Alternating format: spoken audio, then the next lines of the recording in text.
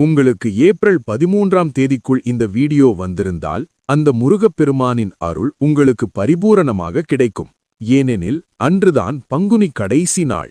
நீங்கள் அன்றைய நாளில் இந்த ஒரு செயலை மட்டும் செய்தாலே பங்குனி உத்திரம் விரதம் இருந்த பலன் கிடைக்கும். இப்போது அது என்ன என்று முழுவதும் சொல்கிறேன், கவனமாக கேளுங்கள்.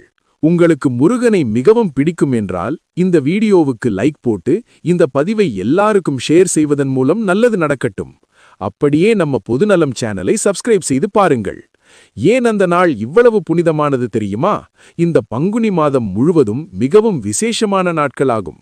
ஆனால் இந்த பங்குனி கடைசி நாள் பங்குனி உத்திரம் போல மிகவும் சக்தி வாய்ந்த நாளாகும். அன்று என்ன செய்யலாம் என்று சொல்கிறேன், கேளுங்கள்.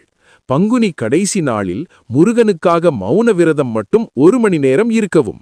இந்த விரதம் இருந்தால் முருகன் உங்களை வாழ்நாள் முழுவதும் பாதுகாப்பார், எந்த ஒரு தீங்கும் வராது. அந்த நாளில் முருகன் கோவிலுக்கோ அல்லது உங்கள் குடும்பத்திற்கோ முருகனுக்கு பிடித்த நெய்வேத்தியம் செய்து வழங்குங்கள். இதனால் கிடைக்கும் புண்ணியம் பல மடங்கு அதிகரிக்கும்.